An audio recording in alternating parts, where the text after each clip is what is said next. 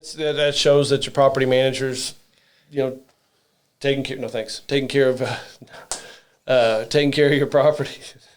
That's actually pretty fun. That's actually it. There's the intro. That's the intro. Jesus. Yeah, it is. It's so gross. You're listening to the Homeboys podcast, recorded in our Indiana office and with combined 40 years of experience. Here's your hosts, Clint and Scott. Hello, everybody. We're the Homeboys, and you're with the Homeboys podcast. We thank you for joining us today. We got a really fun topic. We are talking about tenants, and tenants are actually the lifeblood of your investment. They provide the cash in the cash flow. We've got some really some fun stories, some success stories, some stories of celebrity tenants, some failed stories, stuff that we picked up along the way, but we're glad you're here with us. As always, I'm here with my business partner and dear friend, Scott Adams. How are you, my friend? I'm good. How are you doing? I'm doing great. Yeah? I'm excited to be here with you today. Yeah? Well, good. We've had a wild week so far. Well, I hope you're ready because you're going to be doing a lot of talking today because you are pretty much the property management specialist. I am the property management guy. You are. I've got, obviously... As much as I don't want to be, and whenever I think I'm out, they always pull me back in. They've got you, and I have plenty of experience, obviously, myself, but the truth is in our careers, we've both kind of specialized in different aspects of it. And although we can pretty much be utility players in any aspect of the business, we both do have our kind of starring roles in certain areas. And you, my friend, are the property management star. I am the property manager, and it's such an overlooked topic sometimes because it's not the most fun to talk about. People love buying properties. People love picking out properties. But it's really the property management that brings it all, full circle. And the tenants being in your property and tenants paying their rent, is really where an investor's success comes from. It's where the rubber meets the road. It's where it all matters. And it's as we say, it's the most important aspect of any investment, period. It just is. And you're right. It's overlooked. It's not talked about as much because it's not as fun or sexy as talking real estate and investments, but that's where the dollars come from. That the dollars come from the tenant. It's I think of that Wolf of Wall Street, line, putting money in your pocket, and you got to get the money from somewhere, and it's the tenants that are paying. So, you've got to get good tenants. You've got to make sure to manage them properly. You've got to make sure to set good expectations and all those things that you're so good at, along with the systems that make it all work. So what do you think is the starting point that people need to understand about this? I think it all comes down to one word, and that's process. I think that every good property manager, has a process, and if they don't have a process, that's where the problem's going to be. But if someone was interviewing a property manager, and anytime that you talk about tenants, which is really the start of the relationship, is what do you do to attract, good tenants? The first thing that we do is we market on over 50 real estate websites, including our local MLS, which a lot of people don't do, but we are licensed real estate brokers and we advertise in the local MLS. But then all of the major real estate websites, Zillow, Trulia, Hot Pads, the list goes on and on. We've got the property syndicated to all of these sites to where we get the maximum, amount of traffic, for a person's rental property. So you think that's really important, making sure it's out there? Are there enough rental properties where that matters? Are you going to get tenants either way? And what other pitfalls are there with advertising out there? It seems like in today's world, there's risks involved with that. There are. The biggest risk is, we see scammers that are taking our advertised properties. For example, if we have a $1,200 a month rental that they see on Zillow, the scammer that is could take that property off, syndicate it on, say, Facebook Marketplace for $900, drum up all of this interest, and then ask that they send their rent payments to a PayPal account. Right. Which we try to do everything that we can to avoid that. We put a watermark on all of our pictures That makes it hard to rip off our pictures. We require credit card authentication. We require a driver's license. We require the location. That's just to show Correct. the property. Yeah. We require that they have the location settings turned on their phone whenever they're actually looking at the property.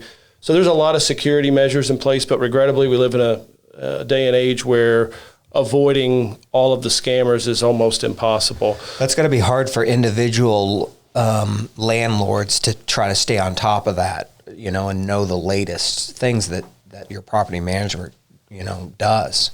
I see the time that you and the team spend on the security aspect of this stuff, and it's mind blowing. I was emailing with Dina late last night, and she was on the phone with the scammer. Correct. And Dina is someone that works within our office. She's one of our property pros.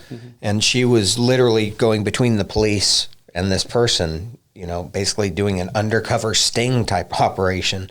And it's just, there's so much work that goes into that side that, most good property management companies will have focus on. And generally, any fraud like that, it comes in waves. Like we'll literally go a full year without having any, and then you could go through a stretch where you have 10 cases in a week and it's all the same person. The problem is it's these scammers are very smart and it's very hard to detect. And sometimes the police isn't all that interested in helping. They've got a lot of stuff going on, obviously, and this isn't at the top of their list. I think it should be. If I went and took your wallet, from your desk, they would be interested in that. But if they send money to a bogus PayPal account of a scammer, they're not as interested. So that is something that if you were managing your property, on your own, can come very, very, very challenging. We know the ways around it. Like I said, we've got lots of security systems in place. But you also asked about, is it important to have your property out there? And the answer is yes. That is something that has evolved since we've been in business. I've been doing property management for over 15 years. And really, 15 years ago, the biggest way that you would attract tenants was having a for rent sign in your yard. Mm-hmm. That was the biggest driver of traffic to your property was a for rent sign. Oh, I had a whole storage unit full of for rent signs for my rentals. Correct. Yeah. And today, I'm not saying you still don't get traffic from a for rent sign, but most of your traffic is generated off of the internet and where the ads are placed. We have a software that does a lot of that for us. We load a property into our software, put the watermarked pictures in, and then hit post to internet, and it literally goes out to all of these websites. So it's very streamlined. And if you actually go into our software and look at the amount of traffic that we're getting, our inventory is extremely low right now because rentals have been very hot through COVID, but the traffic is mind-blowing. That's why we have 3 property pros in the field that we couldn't just have one person going through that. It would be too overwhelming. You feel like that trend has accelerated through 2020 and the changes that we went through? The trend of most searches being online versus driving by and seeing a sign? I do. Yeah. There's some specific neighborhoods that are really tailored to families that if you have a for rent sign go up, then the neighbors are telling their friends that there's a house for rent. Mm-hmm. You see that some, but really the majority of it is coming, from online traffic, and that's not really going to go anywhere. So I think that there will be beefed up security measures to avoid, scams. Right. But that is something that we definitely have to deal with from time to time. But having the property in as many places as possible on legitimate real estate websites is still the key driver. All right. So step 1 is to make sure the property's out there, and then to deal with that security and be very aware of these things, or hire a good property management company that has these things in place because they're very important. So that's step 1. What's the next thing you think that's so important? Well, after you get the traffic to your property, you're going to get people that are interested in applying. So we have an online application process, which the next true step would be reviewing the tenant application and the steps that are involved with the tenant application. That sounds easy. I get an application and I review it. There's a lot involved, and it's something that takes a little bit of time on the tenant's part. They do have to pay an application fee. That application fee basically covers our cost to do all of the background checks because there are associated costs with it. But it's also a way that if someone's not willing to pay an application fee, they're probably not going to be a good tenant. So that fee sometimes will drive away people that you don't want at your property. So it's a screening tool in itself. Absolutely. But after the application comes in, that's when we go to work. We're obviously notified when an application comes in. We do a credit check, we do a criminal background check, and we do a national eviction search. So if they've had an eviction filed on them anywhere in the United States, it comes up. From there, then we verify their income. They have to provide current pay stubs from their employer, and then we also verify their past residency. So we look at all of those factors. As far as income, we want 3.5 times income to rent ratio, which is very important. We don't want someone that makes $1,500 a month renting a $1,200 a month place. There's just no safety net, for success. Right. If there's a situation within their household, anything, a flat tire causes them not to be able to pay their rent. So we want to make sure that they have enough income to be able to cover the rent. Then as far as like the criminal background. On that cover the rent Sure. aspect, it's probably easier for folks when they have quality houses to be able to get that tenant pool. That's what we always preach, focusing on these kind of A-level houses that we focus on, is those folks have a little more disposable income. These rules that you're stating probably wouldn't work on these lower end, properties that we see all these people slinging out there. Without a doubt. We've always said location, location, location, and good properties in good neighborhoods is the lifeblood, of our business. And by having, that upper echelon, rent level, as far as a property management company goes, you don't really see the traffic from people that are looking to rent a single family house for $600. We just simply, don't manage that. So yes, that does make our job easier. I've always baffled by property management companies that specialize in the lower, rent numbers. I don't see how it works. They can't have these standards. There's no way that you could say 3 times the rent if your rent's $800. The people renting those aren't going to be making 3 times. And if that. they do, generally, you see an increased amount of credit issues. Right. You see an increased amount in, criminal background items that come up. We're very cautious about the criminal background check. We're placing tenants in neighborhoods. We want to protect the entire neighborhood. We don't want someone with an extensive rep sheet, going into a neighborhood. Credit has gotten a little more challenging, over the years, because I've seen the amount of medical bills showing up on credit applications is increased tenfold over the last 15 years. I don't think people would believe us if we told them just how common it was for someone to have medical collections. Correct. It's surprising when they don't have medical collections. It's truly amazing when you look at the number of applications that there are, medical. And if you don't have a lot of credit history outside of medical, that medical will drive a credit score down. Sure. Big time. But the area I'm talking about, if you have 2-3 medical collections, out there, but then you've got 15 other positive credit line, paid as agreed, fulfilled a loan, all positive credit history outside of medical. There's sometimes that you have to look on that as an individual basis. So it's as much a science as reading these as it is an art after years of being able to interpret, what you're looking at with people and get a feel for it. And I think that'd be. Yeah. It is now. It used to not be. Sure, it was a little more the medical didn't show up as much, 15 years ago. So again, that's something that if you're going to manage these properties on your own, it's important you learn these steps, or make sure, again, you have a property management company like us, or any out there that are, those top end property management companies are going to do all these things we're talking about. So that's what else? What's that next thing?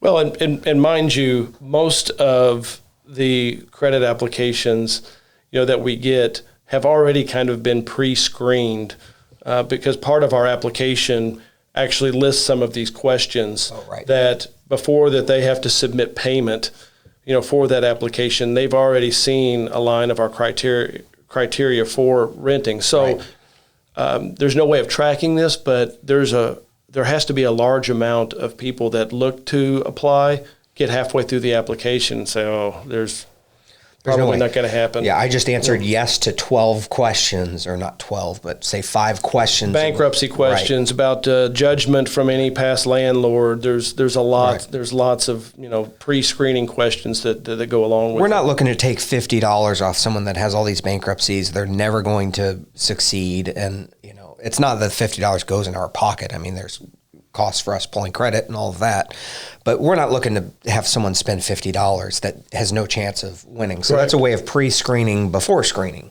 Yeah, it's not a profit center for us. When you look at the cost of the application and then someone to actually run it and verify all of these items, it's actually probably a loss, from a business standpoint as far as we're concerned. It's really all about finding good quality tenants that are going to rent a property.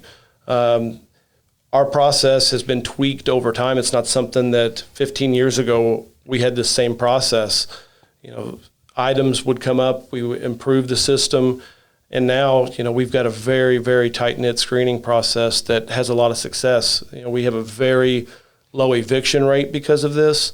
Evictions are a little bit more of a hot topic now because they're not allowed, through COVID, but the great thing about our system is we've seen very little change with COVID as far as people paying their rent, and that speaks to the quality of tenants that are in the place. We experienced record level rent collection in April. Just after COVID really broke out, we broke that record in May, and then broke May's record in June. So I think that really speaks to the system.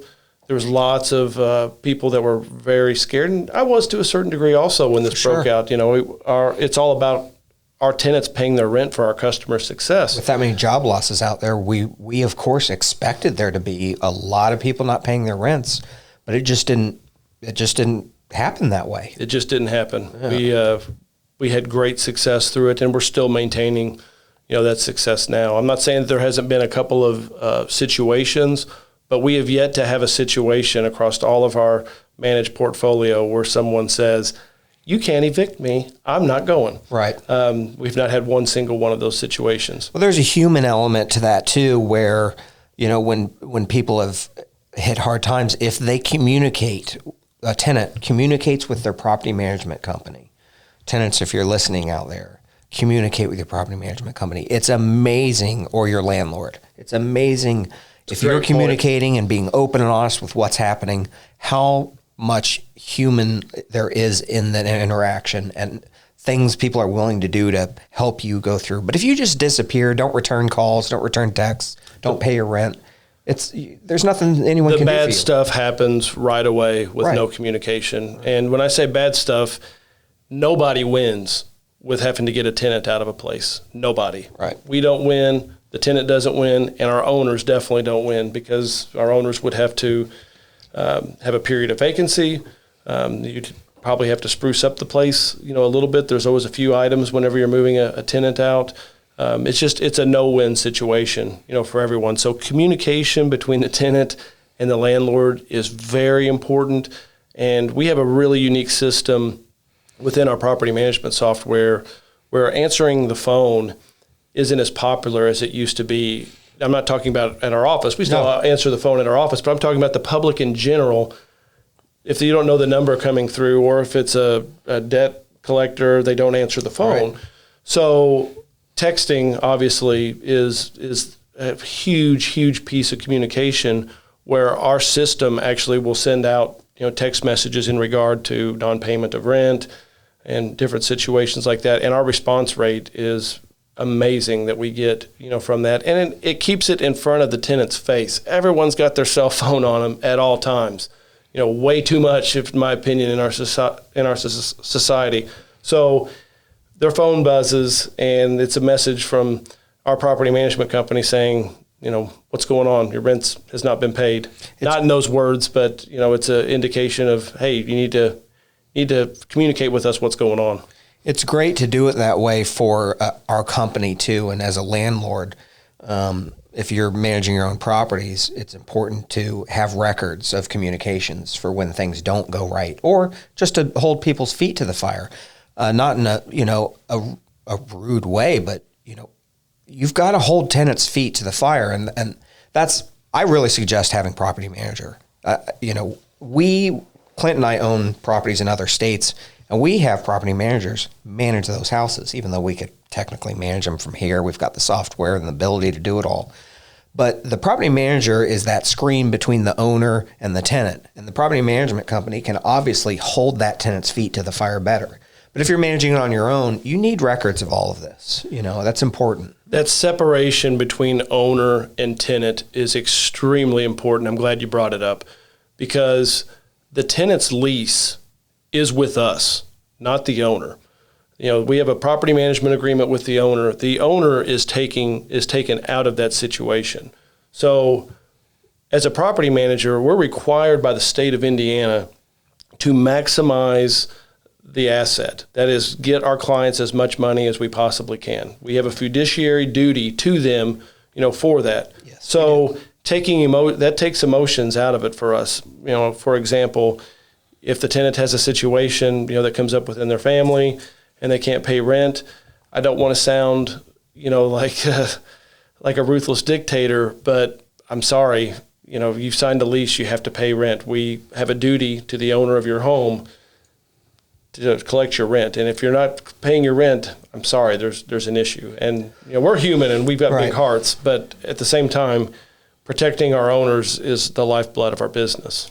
Yeah, it's interesting because there's so many great aspects to having a property manager handle all of this stuff for you. Like I said, we have property managers manage our stuff outside of the state, but that is one of the most important ones. It allows you to treat your ownership of properties like it's a business, which it is. It's your business. So it's a really big benefit. Besides the fact that they've already got the screening in place, the advertising in place, there's also that arm's length that really does help get the property to perform. So after that, once a tenant's moved in, okay, we've got a tenant screened, they've moved in. How would a landlord or a property management company know if they got the right tenant? Besides, is rent coming in? Should landlords go check on them? Well, what is the process that we do, and why do we do it? Another great topic. As far as the biggest indicator is no news is great news. If we're not getting calls, if the rent shows up on time every month, that's the biggest indicator. Right. I'm not saying that tenants shouldn't call in for required maintenance on their property. They should, but it's amazing how many really good paying tenants very rarely call the office. I mean, it's if they're a responsible tenant. If it's a small maintenance item, a lot of times they take care of it, on their own. Smoke detector batteries instead of calling the office. Silly stuff, light bulbs, you name it. But we do see, sometimes, they could slip through the cracks, a little bit. We don't see it a lot. The biggest system that we have in place for that, we have 2 inspections. So we do a 4-month inspection inside and out. COVID has messed that up just a little bit, where if someone's uncomfortable with us going inside, and we even called it off completely, for a little while, but we're still doing exterior inspections. But generally, let's talk non-COVID times. We do a 4-month inspection. The reason why it's 4 months, we don't want to go in 2 weeks after a tenant moves in because they haven't really had enough time to, set up their house and see how they live. Right. So we give it 4 months because then they've had time to be in the property, see how they live, and we go in and see the condition. So we provide that report to our customers, 20 plus pictures of the interior. It does not happen often at 4 month where we get into a situation where there's something really wrong going on. Sure. You can start to see that. The biggest thing that we've caught in our 4-month inspections, and this does happen from time to time, is that they've got an unauthorized pet in the property. And if that comes up, then we address that. And I don't want to go deep into leases because that could be a 2-hour episode itself on how to structure your lease with your attorneys and everything. But, one of the things that a good property management company will have is they will have worked with an attorney to set this up the right way to where you can evict if a tenant is trashing the property. I've seen so many examples of these free leases online for landlords to download and use that don't have those kind of things built into those leases. Right. And, if you've got the right property manager, they're going to have those aspects covered. So again, I know we don't want to dive too deep into that, but we also do an inspection then just prior to lease renewal. We want to make sure that we do want to renew this tenant's lease, that they are taking care of the property. So that's the second inspection. I do want to throw that in. All right. So let's say we've got a good tenant then, what do you do for lease renewal? Just send them another lease, or do you? What should a landlord do? Should they look at market rents? Should they increase every time and just keep bumping it up to maximize their dollars? What's the process there? Another great question, and something that has changed even within the last year and a half, something drastic. In Indiana, we didn't see the huge rent increases normally. However, the last year to 18 months, that has changed drastically. We have seen big jumps in rent. It's not uncommon to see a $1,200 a month rental go to $1,350, now. People in California and New York are laughing at you that you think that's a big jump. Correct. But here in Indiana, it is. Generally, you'd see that $25 to $50 increase, and we would, ask our owner, do you want to risk losing a good paying tenant, over $25, $50, right, a month? Or do you want to use that as a negotiating tool and say, hey, we're going to leave your rent at the same level, but we need to get you on a longer lease. And tenants really appreciate that. Been a little bit trickier here, like I said, in the last 12 to 18 months because there has been sizable jumps. So at the time that we're doing our lease renewal inspection, we also do a market analysis on rent to see if there has been a big jump. And then, we go over that report with our owners and that potential jump at that time. Sure. And so if you're an individual landlord, you can use tools like Zillow to try to figure out what rents are. But if you're using a property management company like ours, you're going to have licensed professionals, realtors who have access to the MLS and a little more info on how to pinpoint what those rents should be, what they've gone up. So that's one of the benefits when you work with a property management company like ours or any across the nation like ours. Okay, we've got the renewal process through. What other pitfalls are there? Well, I thought this would be a cool part of our show. 95% plus our tenant situations are really good. Mm-hmm. But I feel like sometimes we're fear mongers on this show. Like we're like, but right. Every now and then something really bad happens. But I think it also provides an interesting perspective. So I've got 3 different situations on properties that you and I owned or I owned individually. Right. Where we could talk about some funny, quirky, yeah. So you want to pull back the curtain and share the bad stories too, huh? This is the bad. And like I said, this happened on ours. And I think it's important for the listeners to know that right. we've had hundreds of rental properties ourselves. So we have seen everything. Most of it has been success, but some situations don't always work out the way. So, well, I take pride in the fact that as I worry too that we fearmonger too much, but the truth is we want to provide the reality of the world. We're not trying to sell people real estate and say, hey, it's all sunshine and rainbows. It's all perfect. It's messy. Real estate is a difficult business to be successful in. We like sharing the stories of what we've gone through to get to where we are, and that we try to take the suck out of real estate for people. And here's some of the suck you're about to share. Yeah, it's interesting. One of our employees had this interesting idea to make a coffee table book about tenants excuses for not paying rent. That's a good idea. And I think it's a great idea.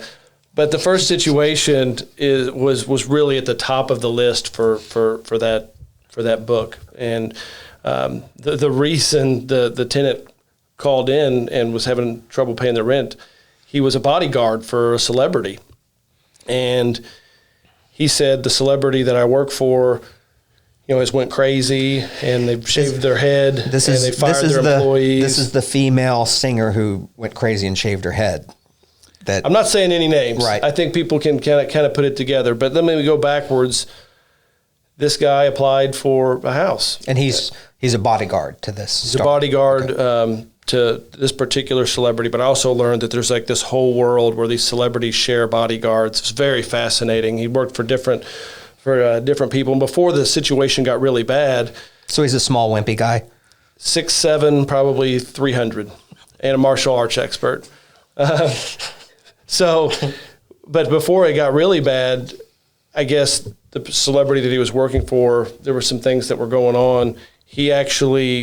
We got a direct deposit from another mega celebrity that he used to, do some bodyguard for. That was tied to the celebrity, if you will, into our account. So I saved it, as a really cool piece of So he was behind on rent, and they took care of it for him? Yeah, and then that kind of went away for a while. Celebrity starts to, go the other way, and we get a call one day from Child Protective Services. There was a door-to-door salesman that had went by his house and saw that there were dog feces literally everywhere in the home, and that there was a small child, and they called Child Protective Services. Child Protective Services saw that we owned the property, called, and I was pretty worried about it, but the biggest scare, and I hate to say this, was not really about the condition of my property, was like, how am I going to inspect this property? I've got a 6'7", 300-pound martial art expert that's at the top of his game. You don't think you could have taken a bodyguard? He would literally wipe the room out, especially if it's me and you, right. A little flick, right. But so I had to hire an armed bodyguard. I went to the yellow pages, the internet, found an armed bodyguard, and we went up to the property. And it was very troubling because the guy was there. I was really scared about avoiding a confrontation, and he was actually in tears. I was embarrassed. Sure. So, the celebrity was not employing him anymore, and he started breeding some dogs inside the house. And, my heart went out to him, and it was very kind. But we had to get him out of the property. He left, but there was a sizable cleanup. So you may ask, how do you avoid this? Well, he was making well in excess of six figures, being a bodyguard for the celebrity. Sometimes it's hard to detect, and people go through situations, and this happened to be one that's at the top of our list because of the scope of the celebrity that's going on here. I feel like we should probably never rent to anyone related to celebrities or a celebrity themselves, because that story reminds me of a tenant we had not long ago. Our celebrity stories have not gone well. No. Now, the level of celebrity that you're talking about falls off, pretty big here, but I have a feeling you're talking about the reality TV star. Mm-hmm. Yeah. That was here local. Sure. They were actually filming in our home, and we owned it. We owned that house together. I didn't even know that. That was my house. Mm-hmm. That was your house. All right. But, we started, the first 6 months of the lease was paid by the TV network. Right. And injected 6 months of payment. So it was a major TV network. Whenever they're backing this celebrity tenant, felt pretty good about it. I'm getting direct deposited by this major network. Right. Well, after that initial round, I guess that was part of her contract. I'm assuming. But then she was responsible for a rent, and we started getting, behind. And a show based on teenagers not being responsible, yet we thought because the network was backing it, but the minute it became about that person's responsibility, out the window. So no more payments. So we filed for eviction, and she went to some major news publications, more the celebrity news circuit type publications, and actually bashed us. There's many things on the internet still to this celebrity saying how bad we were because we were unduly evicting her. Right. Well, through all of this, we started paying attention to the local, or not the local, but the national celebrity news circuit, and we saw that there were dogs in the house on the news network, mind you. On the TV show that she was a part of in our house. And it's interesting. Scott and I were at a real estate conference out west in California, and while we weren't up on stage speaking, we were in the back of the room combing through episodes of this, and actually got footage of the dogs peeing in the house. It was on the show. On the show. Right. And the dog actually in one episode peed on the producer. Right. And they aired the dog peeing on the producer. Yet she claimed no animals and was not paying her rent. So we held firm. She went to the media, bashed us, and I remember bringing the staff in and saying, hey, if you have any news media calling about it, we do not discuss. She is in the wrong. She's flat out not paying her rent. She's got unauthorized dogs in there. We're taking her to court. And there's actually news publications of her sitting in the courthouse for this eviction on national. I think it was People. Yeah. People. I think I'm allowed to say that, People magazine. But anyhow. Long story short, she got another show. She got another show on this network, and she's not a very well liked, celebrity, anyway. But she did end up paying the rent. So we did make a bad situation good, but I think the network paid the rent again. It may have been because it was the same network that picked up. Because I remember the show. Our attorney was misquoted in the paper. It was all that silliness, but I remember the network stepping up again or something. But anyway, it's but what was very interesting is her and her husband then became a house flipper in Indianapolis. Oh, I didn't know that. Yeah, good for them. Yeah, it was advertised in different places, and apparently it didn't go well because we would. We know the players in this market, which surprise. Yeah. Good for them for making a try at doing something responsible, but it's a tough business to succeed in, so it doesn't surprise me. Weird situation, and again, most of our tenant situations are very favorable. We've got very good relationships with our tenants. Send birthday cards to our tenants, very positive.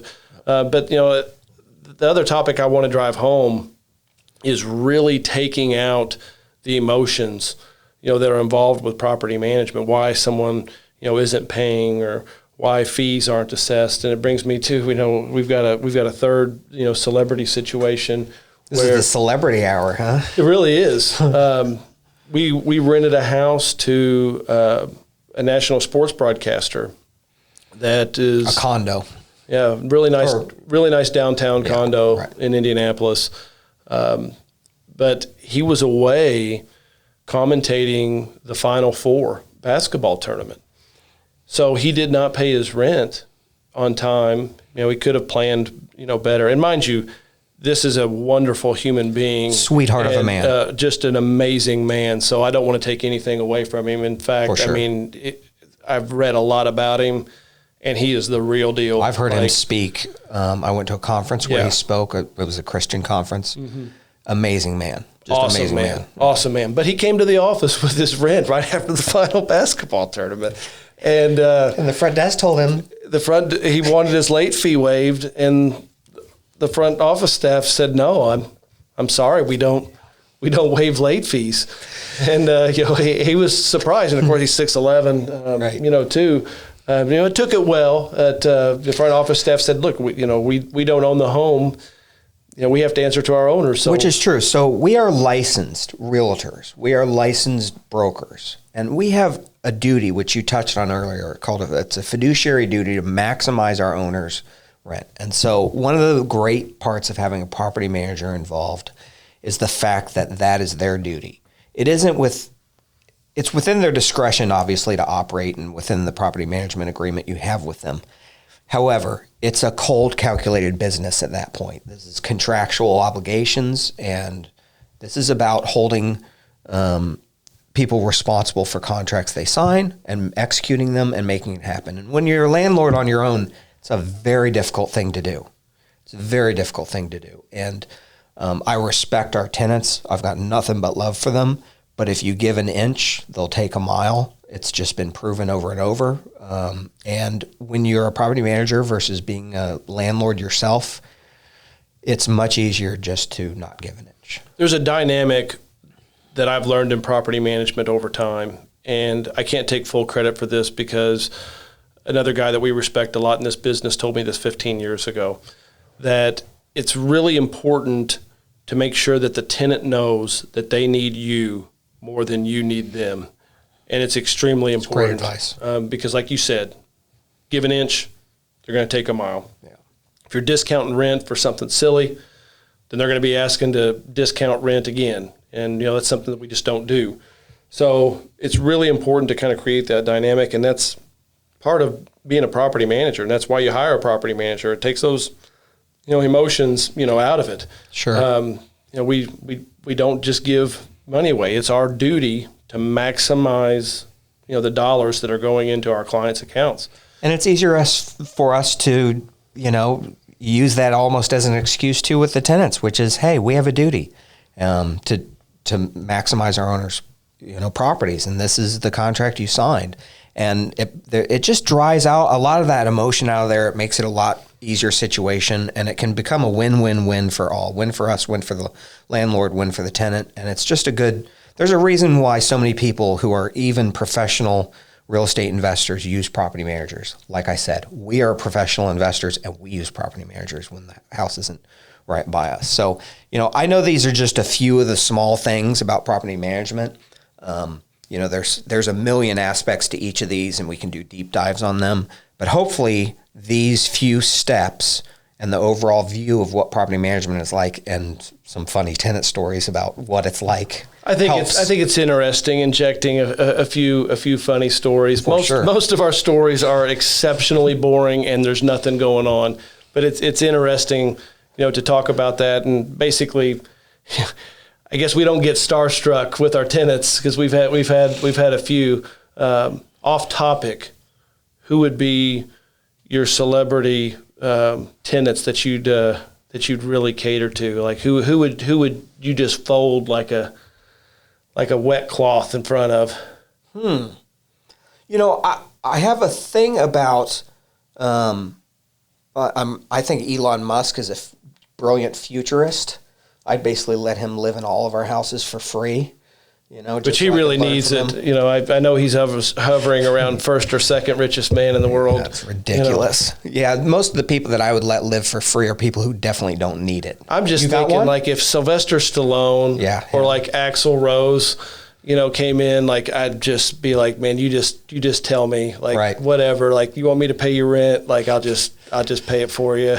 Dave Matthews would be one, only because that would make my wife happy, and a happy wife equals happy life. So I'm going to go with that just because, again, happy wife, happy life. He'd probably come in and have a beer with you, though. He's like a pretty cool dude. I feel like that. My brother has met him a few times, and then my college roommate hung out with him a few times, and I just think to myself, if he only met me, I feel like he'd be texting me all the time. Like, what are you up to?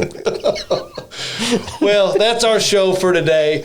We're the Homeboys. We hope you enjoyed a couple of our crazy stories. We look forward to seeing you on our next podcast. Till then, happy investing.